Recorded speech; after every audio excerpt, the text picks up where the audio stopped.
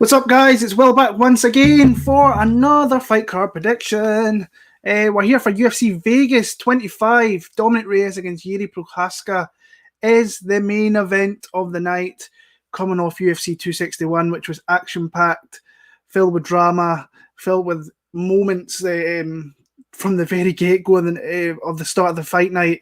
The girls took it away and absolutely set the kind of tone for the night, and then it just kind of followed on, and that main card was just some crazy stuff went down, some things you never thought you'd see with Usman knocking out Masvidal. I mean, it was crazy. Great pay-per-view, one of the best pay-per-views in recent memory, honestly. I thoroughly enjoyed it. And then we're moving on here to a fairly solid card. I actually like this card quite a bit. I think that next week's card I actually really like. There's been a few fall-offs without obviously the main event, so that kind of sucks. But we're here to kind of just talk through some of this, and then I'm going to stick around a little bit at the end, and I'm going to go through some of the lines that I quite like. I've got two bets in this card already, and looking to kind of add a couple more at least. I do quite like this card from a betting perspective. Got kind of ripped apart by him on my bets last week after starting off really well and into the main card. I was looking like I was ready to go. Who did I lose on in the main card? I had Crute by decision. I thought that plus 300 was a fairly good line. He got injured there.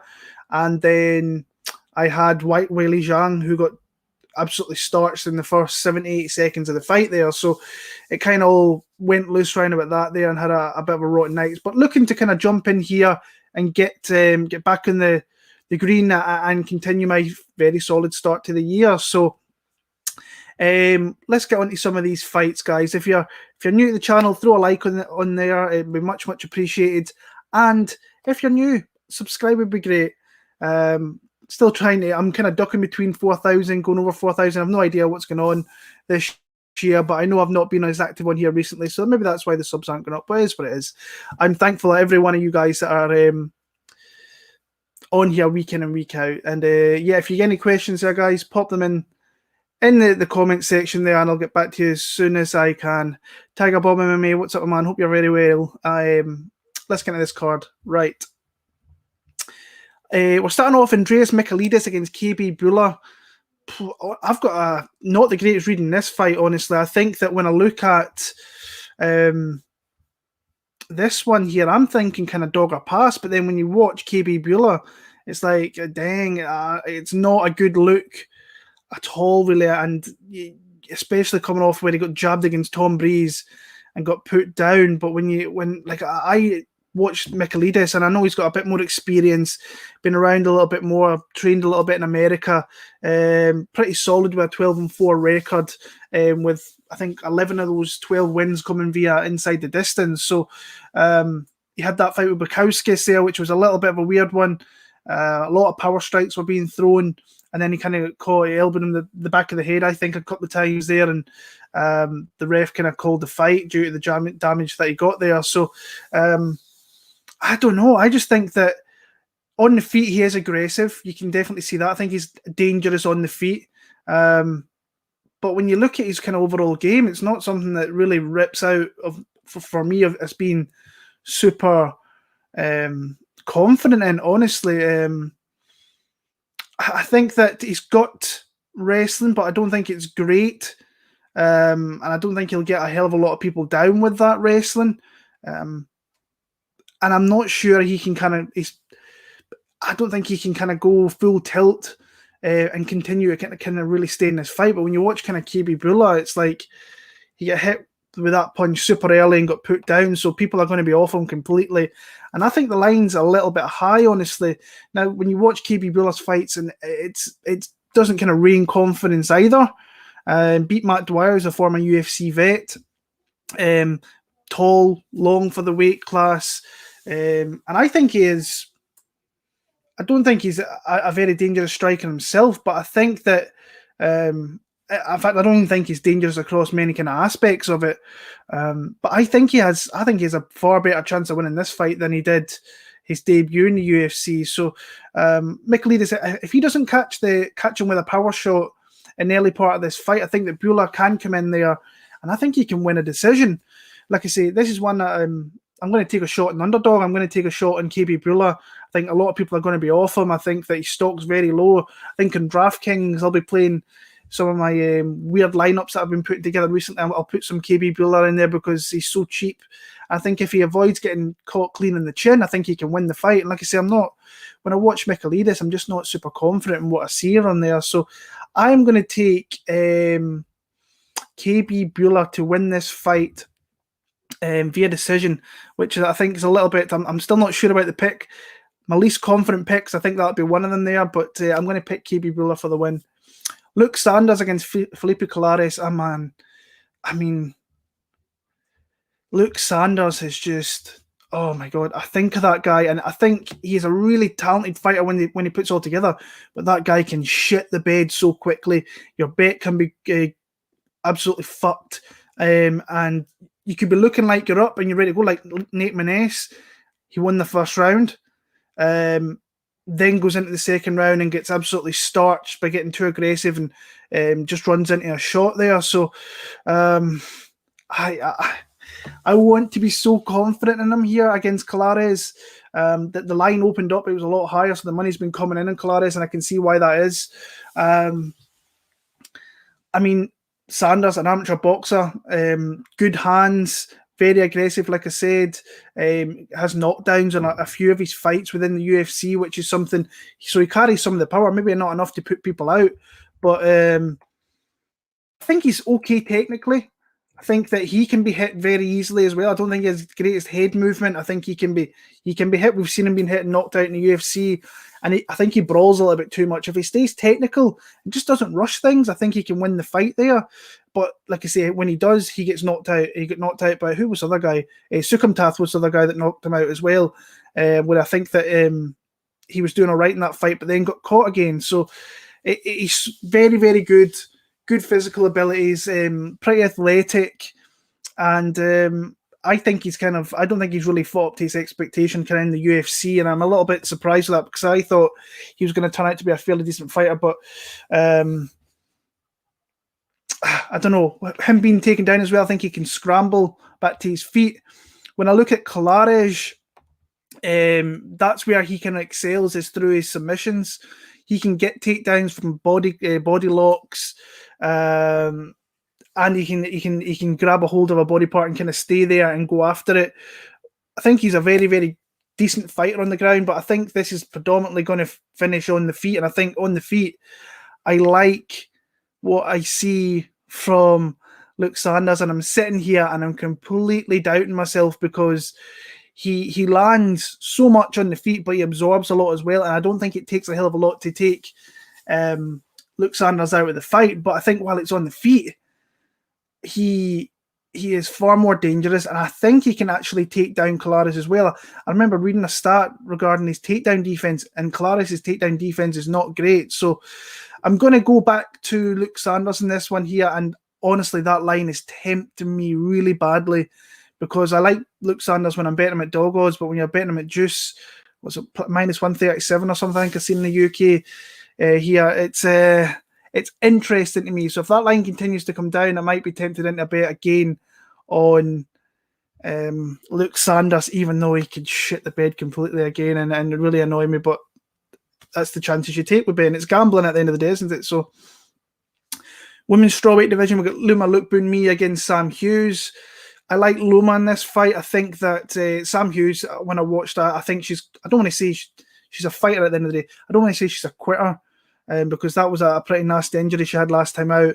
But you watch the Demopoulos fight, I think that she can fade out a little bit and kind of question her toughness a little bit.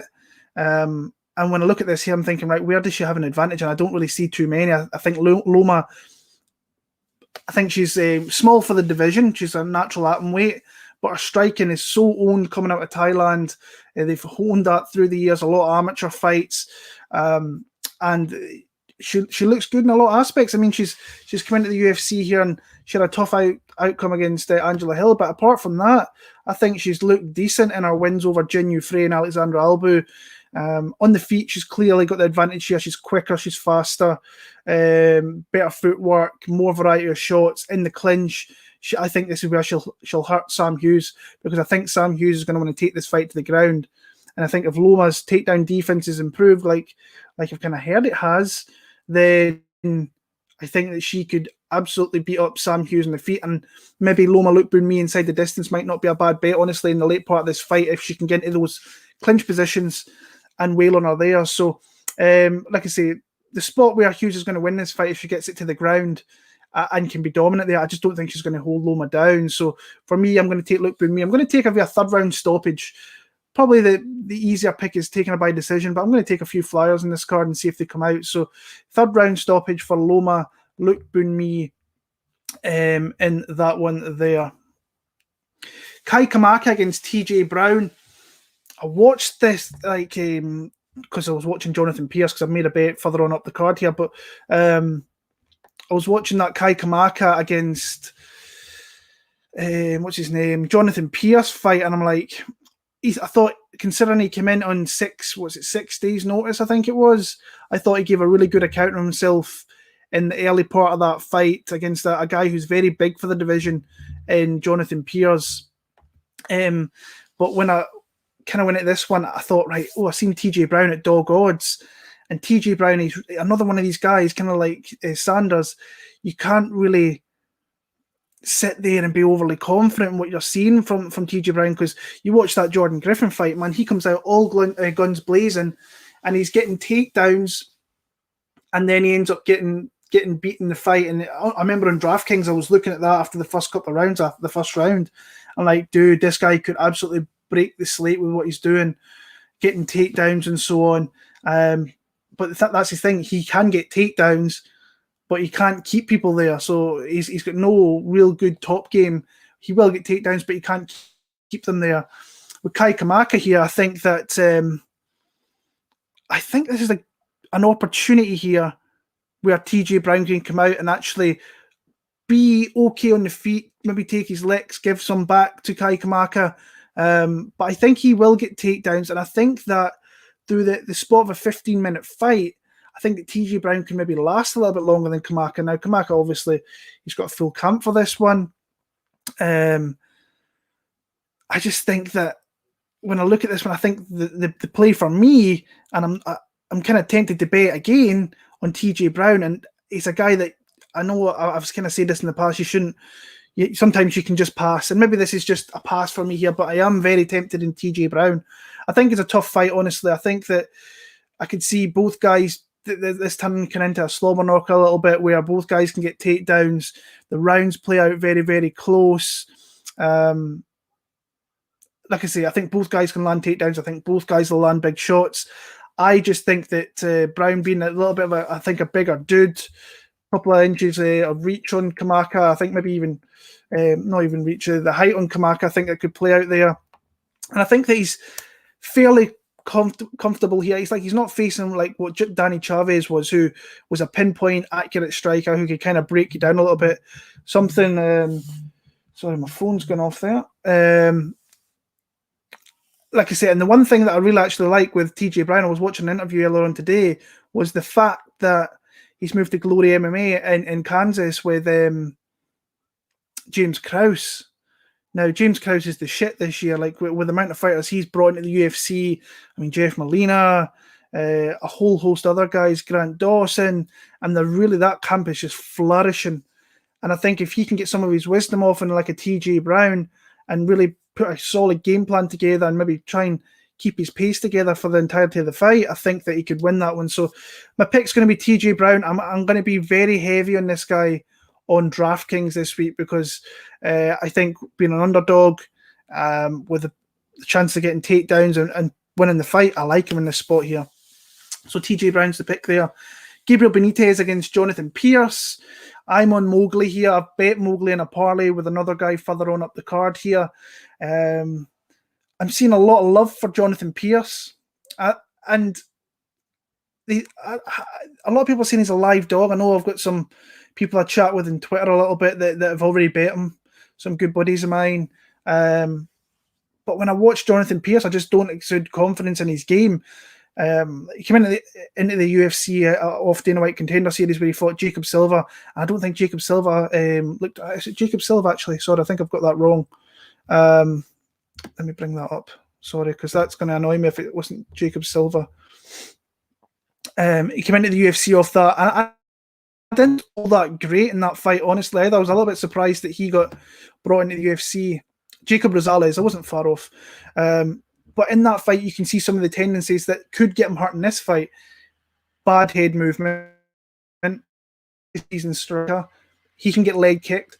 Now, the one thing that I will say about Jonathan Pearce, which I thought was it really showed in the second fight against Kamaka, was that his pace and his pressure. For a guy who's that big in that division, that can be very off-putting. And that's where he kind of came into that fight there, because he lost the first round. He was eating some shots, but then he decided to turn it up a notch. And much respect to him for coming out there. I think he cashed a big underdog as well, so props to him for that.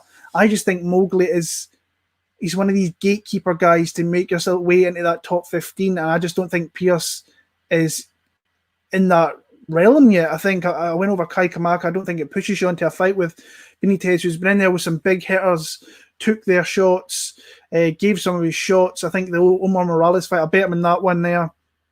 Didn't come through. I think he hurt his leg. He got a little bit tentative kind of after that fight. And then the Justin James fight, I bet him straight. I bet him inside the distance in that one there. So I like Mowgli Benitez in this one. I think that if he can keep a pace, I think most people that are picking Pearce are thinking that he could potentially go and get takedowns, because if you watch the Barzola fight, he gets loads of takedowns in that one. But Barzola is, I think, a better wrestler than what Jonathan Pearce is. I think if Barzola was in with Pearce, he would get him down as well. And Pearce, I think, does have a kind of wrestling background, somewhat coming out of Tennessee. Coming out of Fight Ready as well. That's a great look. But I'm on Mowgli Benitez. I parlayed him at -200 with a guy on the main card there. But I think he can actually knock out Jonathan Pearce. So Mowgli in that one there.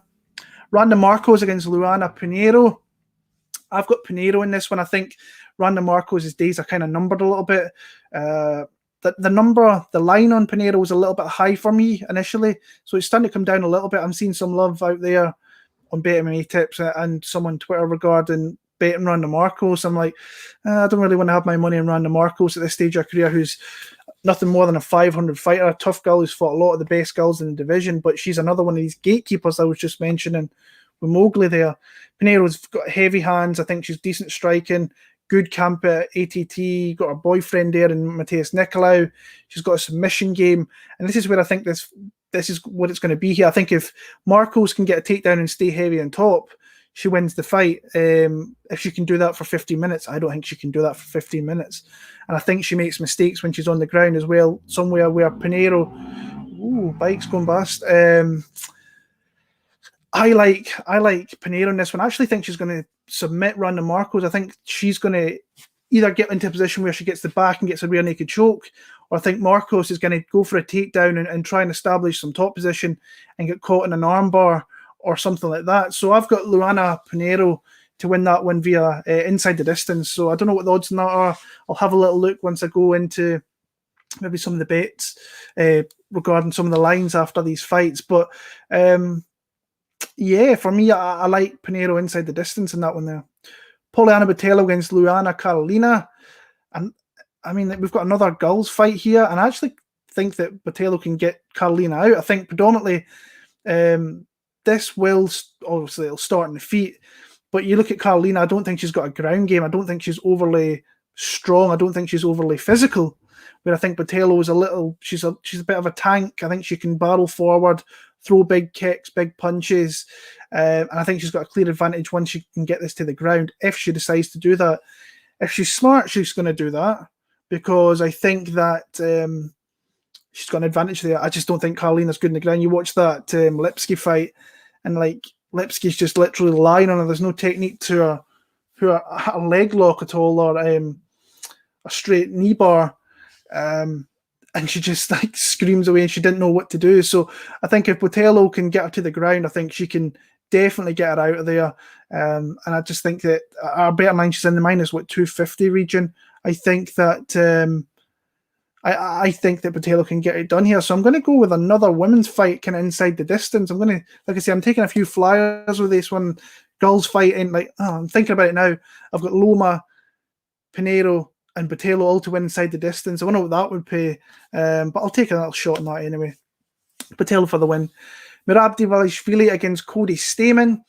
I've went and bet Cody Stamann in this one here. Now, I've went and tried to fade Merab in the past against, who was it, Casey Kenny, and that was, when I look back at that now, it's like, that's not the right spot, because Kenny, I think, is at a small bantamweight. And I'm not saying that Stamann is either, because he is a guy that's not very tall, not got a reach at all, comes from a wrestling background. And when you watch Merab, he levels off wrestling, like takedowns, every opportunity that he can get. I mean, he only got Dodson down a few times, but if you go back to Gustavo Lopez, it was like 13. Kenny was at like 11 takedowns. On the feet, I give the advantage to Cody Stamann. I think that Merab is very wild, and you have to be careful, because we've seen in the past, they like spinning back fist against Ruffy and Stotts. So on the feet, I give Cody Stamann an advantage. And I think he can grapple with Merab here. I don't think he stops Merab getting takedowns. I just don't see that happening with many guys in that division, because Merab's, he puts everything into getting those takedowns. But he's kind of like, who was I talking about regarding getting takedowns? TJ Brown. Like, he gets takedowns, but he can't keep you there. So that's why he's getting these 10, 11, 12, 13 takedowns per fight, because he's not got a very good top game, and you can bounce back to your feet. Stamann, I watched some of his fights back. The one with Aljo kind of comes to mind there. I thought he was holding his own in that fight before getting caught in that one. And be it as it may, Aljo is the best guy in that division. I don't think he's the best guy, but he's got the guy that's got the strap at the minute. I think that Merab's actually been out in Vegas a lot for this one, so he's got Eric Nixick again. So it's interesting. These guys like Aljo, who's leaving kind of Sarah Longo. I don't want to say he's leaving, but moving to a different camp out there in Vegas. So I'm interested to see what Eric Nixick does, because I've got a lot of respect for him as a coach. But I just think that this fight's going to play out relatively close. I think that if Merab can't establish an all-out game where, I mean, it's kind of funny as well, because in that Frankie Saenz fight, he got numerous takedowns and still lost the fight. So this is what the fight games, I mean, crazy shit like that can show up. So I was just watching this here, and I love betting Merab as well. I've got him in some decent spots. But like I say, he's one of these fighters that I've been kind of looking to fade for a little bit. And I think where the line is now, I bet Cody Stamann at plus 225. I don't know whether it's going to go any higher than that. I hope it doesn't. But yeah, I'm taking a shot on Cody Stamann in this one here. I think that if he can keep this close, I actually think he can get a takedown as well in Merab. I really do. But Merab looks in shape. He looks loaded when I saw a picture of him yesterday. So we'll wait and see. But my money's already down in Cody Stamann. Whether it be a good or bad bet, I think that Cody can make this close, and I think he can win the fight through that. So Cody Stamann for me there. Sean Strickland against Krzysztof Jotko. I really like Sean Strickland here. I think that he's going to butcher up Krzysztof Jotko. And this is the other guy I've got in the parlay with Gabriel Benetiz. I got them, I can't remember the odds I got them at. I think he was minus 225, minus 200, so maybe like plus 110. I think it must be in that region. And I was actually listening to some interviews earlier on with Sean Strickland. This guy's a bit of a head case. I didn't realize like how like mental this guy is. He was talking about he loves cutting people up. He loves seeing the blood. Wants to see more blood. Wants to kind of keep hurting them. I was like, dude, you're a little bit of a mean mofo. So Jotko here, I think he's tailing off a little bit. He was a top 15 fighter a couple of years back, but he's kind of faded off. I think he got back in the win column last time out against Eric Anders, and before that against Barriol, who he could get Barriol down, and he could kind of use that game where he's kind of in and out with his strikes, where Barriol's kind of barreling forward. But he's won 3 fights in a row. I think that Sean Strickland's going to beat his ass this time. You've seen that, and I'm kind of a little bit, when I watched the Brendan Allen fight, like Brendan Allen,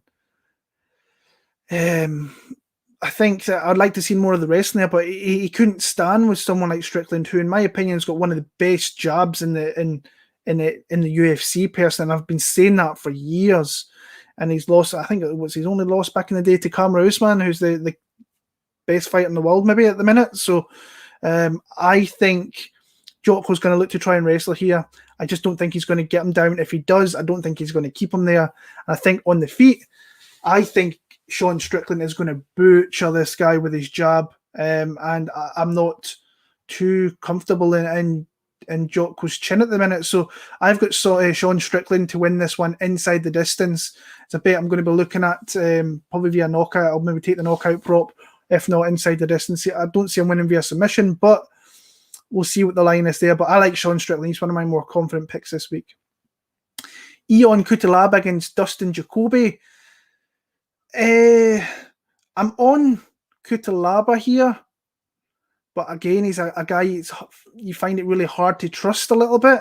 So, I think he's got the wrestling if he uses it, but he doesn't really use it all that much. But when I look at this here, when you're coming from your Ankalaev fights to Dustin Jacoby, who's coming in here on short notice as well. I think he got very lucky against Maxime Grishin, by the way.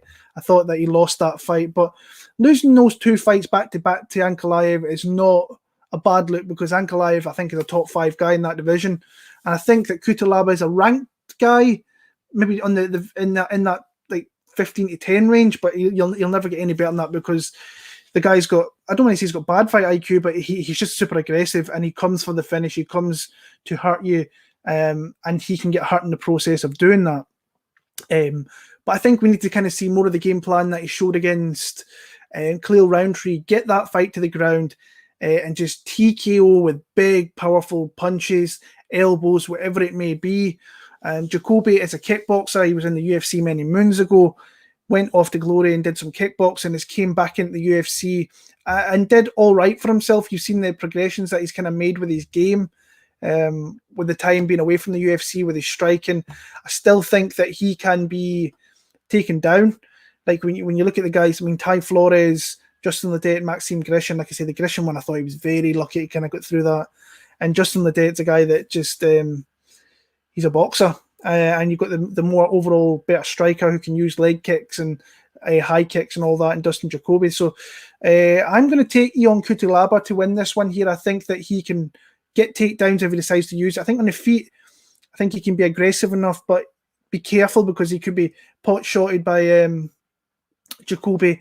But I don't really like his output all that much. So I'm going to go with Cutelaba. Not super confident in the pick, but I'll pick him in this spot there. Co-main event, Cub Swanson against Giga Chikadze. Oh, really interesting fight. When I was watching earlier on the week, and like Cub's a guy I kind of like betting on, especially at dog odds, and he was high dog odds, like plus 170, I think he was back on Monday. And I remember I bet him against Daniel Pineda. I thought that this is a really good spot for him to really come in there and just upset the kind of apple cart by coming through as a dog there. But now you've got a guy in Cub who's obviously a very well-established fighter in the UFC. He's coming up against these younger guys that are coming through, and I don't want to say Giga's a younger guy because he's probably in his 30s, but a very kind of kickboxing background. And he's really moved himself into getting these bigger fights. I don't think that his resume is all that great of the fighters that he already has beat, like Simmons, and I think Morales is a good win there, but I thought he was a little bit lucky. It was against Jamal Emmers. I think if Emmers used any wrestling in that one, he could have absolutely won that fight there. So, like I say, Chikadze, very, very good, world-class kickboxing. I think he's made a pretty decent transition over to MMA. I still think that he can be found out on the feet, on the ground, I should say. But I think he has improved kind of fight to fight, and you've seen more confidence from him, talking a good game, looking for these big fights, which I like. And I think it was like a 70% ratio of defending takedowns, which isn't that bad. But when you make that move up, I think that's going to get less and less. But he's got a lot of low volume, and he doesn't land all that many strikes. But when he does land them, he's very, very dangerous, and he's got a very dangerous kicking game. I think that's where, in my opinion, his biggest kind of threat is with his kicking game. So, and he doesn't get hit all that much either, and he's super aggressive, like pushing the opponent back. Maybe not so much with the strikes, but with his feints and his footwork, he's a hard guy to kind of set up for shots. Up Swanson, I think, it's a tough fight for him, so I'm interested to see where Giga is with his game. I think that if you can't get him early, I think Cub can come into this fight. He's got decent boxing himself. think he's pretty well rounded. He's shown his takedowns in the past. I think he's a black belt in jiu-jitsu. So for me, I don't think he really wants to stand and trade a little bit. But Cubs, like I say, he's a good overall fighter. I think he is at the tail end of his career, but he's shown that he's no pushover for any of these guys wanting to jump into that top 15 of that division. But like I say, I'm saying that he's an overall good fighter, but he doesn't really land takedowns. I can't even remember the last time that he did kind of land a takedown, or recently off memory. And I don't think he that's the first thing when he comes in, right, I'm making a game plan for Giga Chikadze. Am I going to come out there and grapple? It doesn't seem to me that that's something that Cub would do, is just grapple straight off the bat. It's just not there. So I think Chikadze, I think predominantly this is going to be a stand-up fight, is what I'm trying to say. And I think I edge Giga in this spot. And I think he's a bigger guy. I think he's got a bigger reach. He's tough to hit. And I think when they're kind of striking transitions, I think that Cub's in a lot of trouble if they start if Giga starts landing clean shots. So, but Swanson's a durable cat, so he could kind of stick out, land a shot maybe in the late part. I think that you need to be something like a big devastating shot for Giga to get Swanson out of there. So I see this kind of playing to a decision. Like I say, I think Swanson has got an opportunity to kind of win if he decides to mix up a little bit more. But I see this being more on the feet, and I kind of edge Giga Chikadze because of that, but not super confident. I'll go with Giga to win via a decision there. Dominick Reyes against Jiri Prochazka is the main event. Guys, before we get into there, can you please just throw a thumbs up in the video? It would be great. It really helps out my channel and helps out the video get out there a little bit more. So if you can, just hit that. It takes 2 seconds. Very much appreciated. Right, this main event. I've been struggling with this one because I've probably said 2-3 times over already regarding Dominick Reyes' career. And I know some people out there that kind of hype him up a little bit. I just don't see. I think he's a solid guy. He fought all the way up to world title, pushed John Jones pretty close in that fight. I thought that Jones pretty clearly won, in my opinion. But he pushed him there. A good fighter, good athlete, got some power, got some decent striking. Don't think he's got the greatest output, but I think overall he's a tough fight for many guys in that division. This guy's going to have the fight brought to him by Jiri Prochazka, but has the chin of Dominick Reyes maybe melted a little bit because the legendary Polish power caught him in that one. I can't believe I got Jan Blachowicz at like plus 250 in that spot. Crazy. When I was getting to that, I was like, I should hammer that, and I did. And one of my favourite bets of last year, that cash. But Prochazka coming there against Volkan Ozdemir, this guy just comes at you barreling shots. And I'm not, when I look at him, I'm thinking, that guy can't do that for 25 minutes. That's a tick in the corner, Dominick Reyes, who can slow the fight down. He's not got the greatest output, but he can pick his shots well. And he could be able to counter someone like a Jiri Prochazka, who, like I say, he's just a caveman. He's a wild dude. Comes straight forward, barreling shots, looks to put you out of just looks to put you out pretty clean every time. And I've seen Jiri with his hairdo like the freaking antenna. What is all that about? Which is quite funny. I came into this one thinking, right, I actually quite like Jiri to win this fight. The more I kind of watched, the more I kind of thought about it, thinking, if this kind of goes past maybe 10 minutes of this fight, I actually edge more on the Dominick Reyes side. And I do think he's got opportunity to knock out Jiri as well.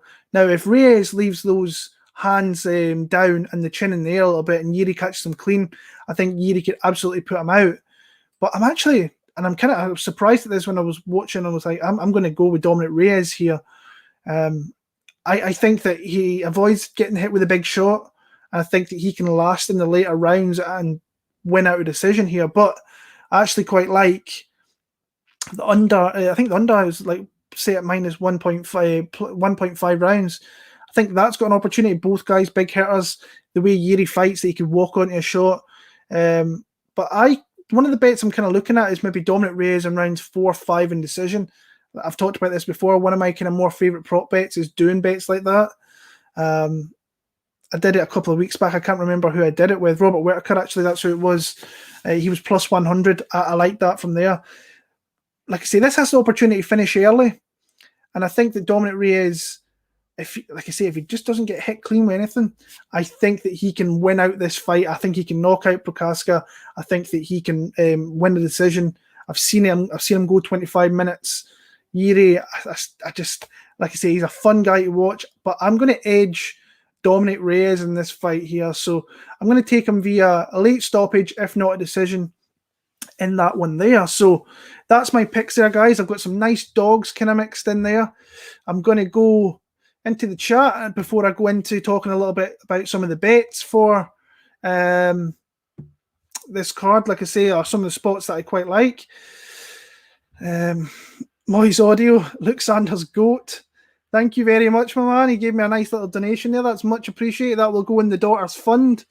So thank you for that. Much appreciated, my man. What's up, Kieran? My man Will, Merab, and Strickland parlay. Like I say, I'm on Cody Stamann. I wish you all the very, very best. Let the best man win. Kiwi, what's up? Took advice on Valentina Kamaru, made my Mina lost and some you're the man. Thank you, I appreciate that. Nina lost, I should say. Luke Sanders, future champ. Sam Hughes was D1. Oh, I don't know about that. I've not heard that aspect. If she is, then something she could absolutely. No, there's my man there. Track and field athlete. So there we go. Afternoon, Will. Places for Strickland and Eon BP. What's up, my man? Strickland. I love Strickland in this spot. I really do. So yeah. GSP will wrestle Fook. It could happen. Pearce too sloppy for my liking from Tiger Bomb there. Pinheiro's Olympic level judoka, just like Murata. I kind of forget about the Murata fight as well all the time. Cody will gas out in the third. Perhaps. I mean, there's nobody out there that, like, everybody loves Merab Dvalishvili. I think he's a great fighter. I don't know what it is with wanting to kind of fade someone like Merab. And I did it before with Kenny, and like I said already, that was a bad spot. Generally, just not the better spot. This was the spot that I prefer, but I took the shot anyway. But like I say, I'm just really interested in that fight. I think that's my fight over the weekend I'm looking forward to watching the most. If you could please rank your most confident picks you like to see, I will. I'll put that down. I think Eon's turns the corner in MMA career this weekend. Very similar what Alonso done a few months ago. I could see it. I don't think Cub will stand with Giga. I think he has to, because Cub Swanson's always been like that. He's not a takedown guy, so he's going to stand with Giga. It's just Giga, I think, is a more talented all-around kind of striker. So we'll see.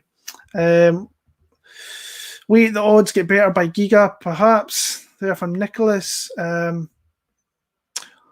Thought Reyes won the fight. I thought John Jones. This is one of the things I have with a couple of friends. I'm like, they thought that Reyes, they don't watch the sport as much as I do, but they thought Reyes won. I think Jones won, but it's in the past now. John Jones has got that W beside his name. Pete Luke, what's up, my man? Hope you're well. Jiri's a little bit on the crazy side, Diego Sanchez type. I agree with you there. Pete, hope you're well, my brother. What else have we got here? Reyes can definitely upset Jiri using patience, footwork, but I'm passing. Moyes, what's he saying?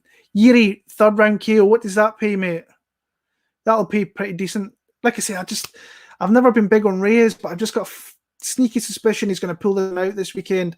It'd be pretty devastating, actually, if he kind of comes out and doesn't win this one. He kind of has to really build himself back up. So, Kevin, what's up, mate? Hope you're well. Betting doesn't go to decision, Reyes, Jiri, and goes to decision in Merab Stamann. Merab Stamann's definitely going to decision. I'd be surprised if there's a stoppage in that one there, because that's pretty much all the guys do is go to decision. Brandon K. Moyes is a bum. Oh, Moyes, you're going to take that, my man. That's not good. Brandon K, what's up, man? I hope you're well. Merab Dvalishvili is a beast. Come on, Will. Hey, brother, I know he's a beast, but I just think that Cody Stamann can be a bad matchup for him. I think he can fight a close fight. I really do. He's no easy out for anybody in that top 15, Cody Stamann, because good wrestling background, decent striking, even though he's got like the T-Rex arms, doesn't really use them that well. But I just think that he can win these close rounds. And like I say, we've seen some of these judges, what they're doing with some of these scorecards. I know in Florida last week there was some crazy shit with that. Some rounds in there, but I think Cody can win rounds off Merab. If he doesn't get taken down, I think he wins rounds. Even if he gets taken down, I still think he can win rounds by popping straight back to his feet, because Merab, like I say, he doesn't hold guys down all that much. So, who you got, Brandon? K, Jiri, or Reyes? I'm sure if you go over to his channel, his picks will be out early on the week. Value is on Stamann, I agree. I'm going to go and bring up the betting odds, guys. Let me bring up best fight odds and see what the deal is with this. I'm going to stick around a little bit longer and talk some of this bets here. See the PFL bets are up there. That's on tonight. Fortunately, I can't watch it early for work tomorrow. The only bet that I would make if I was making for this card, I mean, last week the dogs were calling on PFL. I think that Bubba Jenkins was a big underdog. Obviously, Clay Collard was a big underdog. So dogs were kind of barking last week. This week, I'm finding it harder to find those dogs. I like Martin Hamlet. I think that Dan Spawn's not great in my opinion. I think Hamlet, he fought Bukowskis on Cage Warriors, so I'm a little bit familiar with him. The only kind of other guys, if I'm looking at a parlay, maybe Matante against, he looks fucking jacked, by the way. He is on some like serious shit, I think, going into this fight, because he looks huge. He looks ripped to the tits in that one there. So I kind of like the two, but like I say, I don't really bet PFL. Very rare occasion I bet Bellator, but PFL never really go anywhere near that. Like I say, I picked a few dogs this week. I picked Reyes plus 115. Don't want to bet that. Who else have I picked? Stamann's plus 220. TJ Brown. TJ Brown is really tempting for me, honestly. Plus 130. If the line was to kind of go up a little bit, maybe he was get close to plus 150, I think I would need to bet him, but I don't think it gets there in that one there. Who else did I pick? I picked KB Bula. I think that might be the jobber pick of the week, but I'm taking a shot on a guy. Like I said, I'm not super confident in either guy in this spot here, but like if someone was giving me like, here's a free 50 quid, put it on the fighter you think wins this fight, I'm going to go with the dog in this one here, and just hopefully he can come through and kind of survive early on and come into that fight late. So what's some of the ones I was saying? All the Gull fights were going to be ended inside the distance here. So let's look at Luana Pinhiero, because I think she's the most likely of stopping this fight, because I don't trust Randa Markos' fight IQ. I think she makes some mistakes everywhere. So Pinhiero inside the distance plus 240. But like I said, I picked her via submission and she's plus 410. Honestly, I think she's got heat in her hands. I think she's got good submission skills. It was brought to my attention regarding her judo background there. So, and I can see this just being Luana Pinhiero was a Danny Roop fighter, signed fighter. Like they're really good fighters. I think my boy Danny's got a good eye for good talent. I think this is one of the ones here that I actually really like. So plus 240 inside the distance. I actually quite like that. I'll be honest with you. And like I say, I'm not a very good prop better, honestly, guys, but it's something I do want to get better at. Poliana Botelho. What is she inside the distance? I might make a wee DJing parlay this week of the Gulls just win inside the distance and see how that goes. Botelho inside the distance plus 365. Interesting. Like I say, I don't think Carolina's all that great, so I think that has a chance to potentially. Like, I'm not one for week in, week out of putting like DJing parlays of like high prop bets together, but this weekend, actually, I might play some of this stuff, just untracked and just see how I got on with it. Just a couple of shrapnels here and there and jumping on that. But like I say, what's Strickland inside the distance? Strickland by TKO KO plus 255. Strickland wins inside the distance plus 200. How many submission wins has that guy got to his name? Sean Strickland. Let me bring this up. I'll go and have a little look. He's got 22 wins to his name, so you'd think there's some submission dubs in there somewhere.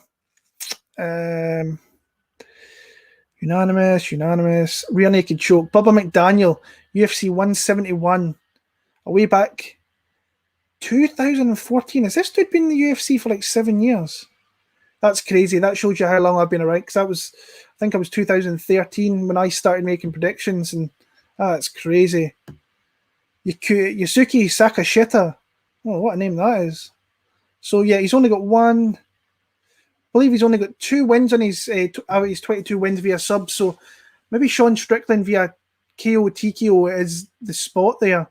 So I might have to have a little look at that prop bet there in all honesty. So what else have we got here? Skywalker DFS. Hope you're well, man. What's up? Hope you're very well. Looking forward to this card this weekend. What's your picks? Let me know. Jotko moves too much, not an easy target, but I kind of get that, Moyes. I do. He's kind of got that. He does that flashy dancing when he wins fights as well, which is I remember seeing that in Dublin. I was thinking, dude, just stop that shit. But I think the pressure that Strickland brings, I think, is just going to break him down eventually. So I might take a shot on inside the distance, like or buy KO in that one there. Luana Pinhiero, good parlay piece. I think she is. I would probably put on a parlay. But like I say, maybe your best thing is just to pass and maybe try and find another solid spot, because there is solid spots. Like if you're on the Merab side, like you've already told me you are, if you think that he wins this fight, he's a parlay piece around about that plus 250 mark. I kind of like parlay pieces in that 200 to 250 mark, but I'm on Stamann here. Like I say, the parlay that I have with Strickland and Benetiz is, I think Benetiz like minus 200 is kind of flattering. A kind of big line for him in that spot, but I think that he's a very tough fight for Jonathan Pearce. Honestly, I think that if he can get off some shots in this guy, and like the guy doesn't move his head, the guy is very susceptible to getting a leg kicked, and he's very kind of stationary. But the guy, when he decides to go, he goes, and he pressures very well, and he's got pace on him, and he's a big dude for the division. So he can pose problems, absolutely. I'm actually a bit of a fan of Mowgli Benitez. I like his overall game. I like watching him fight. I don't think he's ever going to be one of the he's going to be not a journeyman, a gatekeeper. That's what he's going to absolutely be, a gatekeeper in that division. There, so yeah, I like that spot. There's that hard card for me from there. Maybe Loma is the only confident pick. Yeah, but you're getting minus 300, minus 350, minus 400 in that spot. I mean, if you want to parlay it up, go for it. Like I said, I don't usually parlay big numbers. I did it last week with Usman, and he showed out that he was every bit of minus 400 in that fight. I put him with the wrong person, because Zhang got absolutely starched there. So I'm going to respect Pearce Just Watch from Nicholas there. I can see why. Like I said, I just like that parlay piece, even though I think minus 200, he should be a little bit lower, maybe minus 175. But I took it there. That's the parlay I liked. That was the one that kind of really shone out to me when I watched some fights on Sunday. And I had to get in early because I thought Strickland would get bet up a little bit. So, yeah, like I say, there's dogs bark. I'm really looking forward to this card, kind of DraftKings-wise. I might actually bring up DraftKings here, guys, and see if we can put a lineup together and see what's going on. DraftKings, where are we? I'll see if I can bring up on the screen for you guys as well here. See what's going on. Let me bring this up. Share screen. Don't show again. Is it window? No, it's that one there.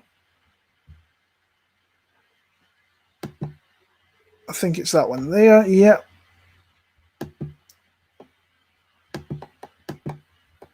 Share. Let's move over to DraftKings and see what's going on here. Playing some PGA at the minute, which is not looking all that great. I do that every week as well, so I lose some money on PGA. But like I said, this week I am actually really, I actually really like the DraftKings slate this week, because I like some dogs. I like throwing them in there. So Throwdown. Let's see what's going into there. See if we can win the $100,000. That would be great.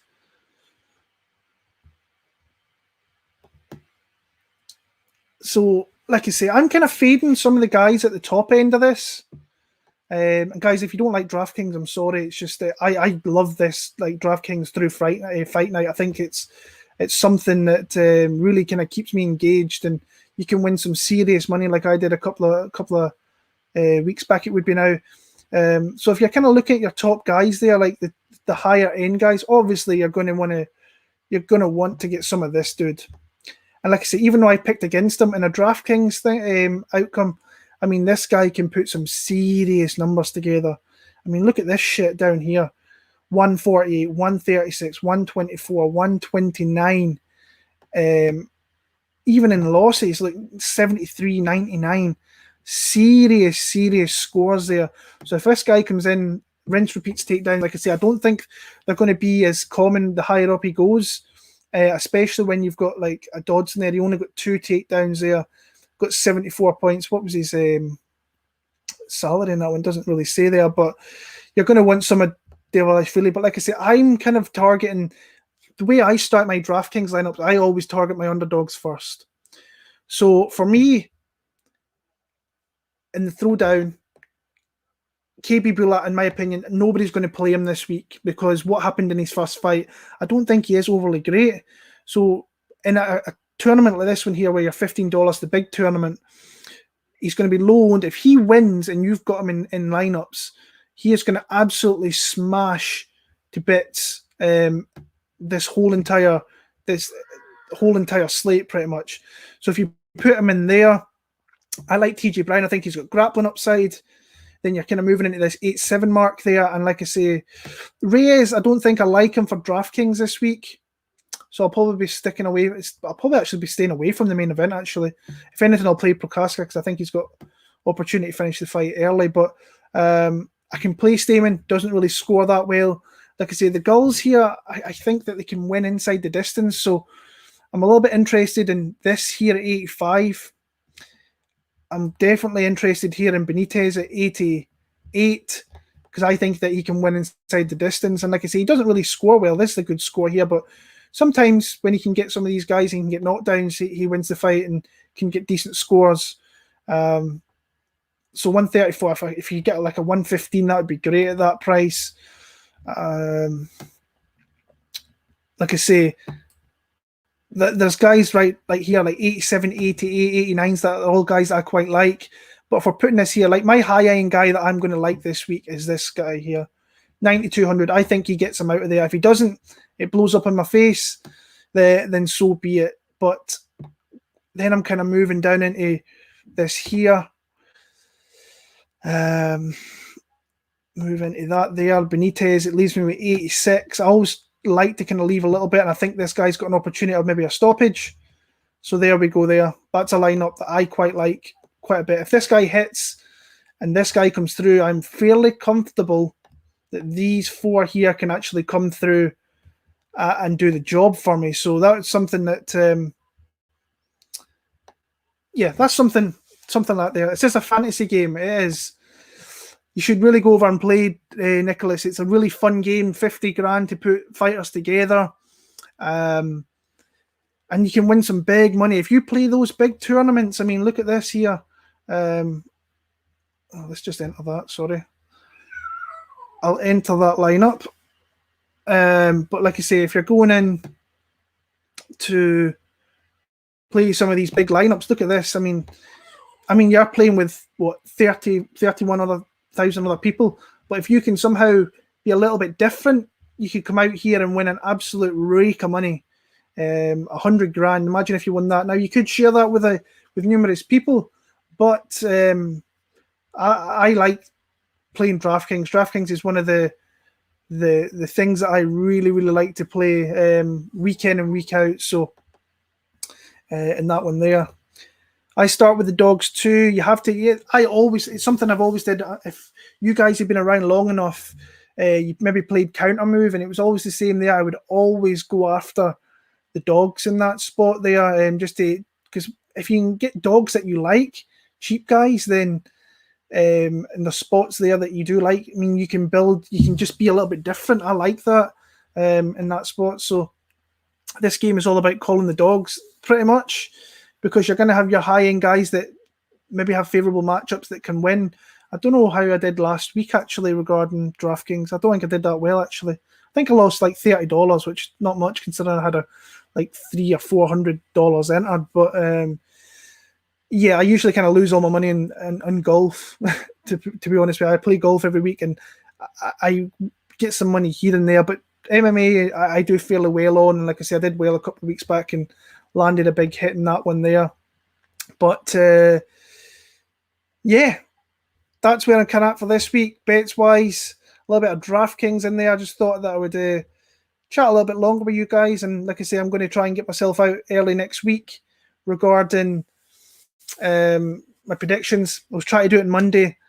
Family affairs get in the way. I tried to do it yesterday. I was tired from work and fell asleep, if I'm being honest with you. So apologies for not getting out yesterday, but I've always got a couple of days here, and that's always appreciated that you guys kind of come in here and join me for this. If you're, like I say, if you're in here, throw a like on the video if you can. If you get any questions, just anything, I'm just kind of hanging out for a little bit here before the NFL draft's on tonight, so I'm kind of looking forward to that. If you've got any questions regarding the fights, upcoming fights, NFL, I like talking kind of everything here. This is a little bit of a different one. I did my predictions and then I'm kind of staying behind a little bit. So, yeah, what's the fights you're looking forward to going forward? Let's go and bring up this card next week. I know it's taken some massive hits, which sucks. Let me bring this out here. And let's go into here. So where are we at next week? Let me see. Sandhagen against Dillashaw was going to be a good fight as well. It sucks. Obviously, that Diego's fell out as well, Diego Sanchez. But fight I'm looking forward to next week. I'm looking forward to seeing this dude again. Ludovic Klein. I think he's got potentially a tough fight against Trezano. But in fact, these last 3 fights here are fire. In fact, these last 4 fights, I'm looking forward to looking forward to seeing Hibas again. That's always a good time seeing Amanda Hibas. But these are the fights here I'm really looking forward to next week. These are the ones that actually tonight I'm probably going to watch some fights and see what the lines are and see what the deal is with that there. Then we're moving on to the pay-per-view. The pay-per-view again must have a week break and then that's back. Yeah, this is a bomb card, this one. This fight, I'm looking forward to this one. I think Charles Oliveira's got the opportunity to beat. I can't believe I mean, if you were to ask me when he was fighting Max Holloway if this guy had a UFC strap around his waist, I would have told you, what are you on? But he's turned himself into such a great overall fighter recently. I think Leon smashes there. This is a great fight. I don't think he'll be beating Beneil Dariush for the first time in 5-6 fights. This is a great fight. Barboza against Burgos. These are 2 good fights, the kind of style matchups. You've got Muniz, who's a jits guy, against a guy who we've always known about his jits, and Chakiri Souza, who's definitely the tail end of his career. Ismagulov, looking forward to seeing that guy again. I'm a big fan of him. So yeah, Matt Schnell against Bontarin, I see at the bottom there. That's not a bad fight either. So we have some big, good fights coming out there. So, right guys, since it's quiet, I'm going to hit the road. Thank you very, very, very much for sticking with me for the last hour. Until next week, guys, all the very, very best. Enjoy the fights when they come around this weekend in a couple of days' time. All the very, very best. Take care and stay safe.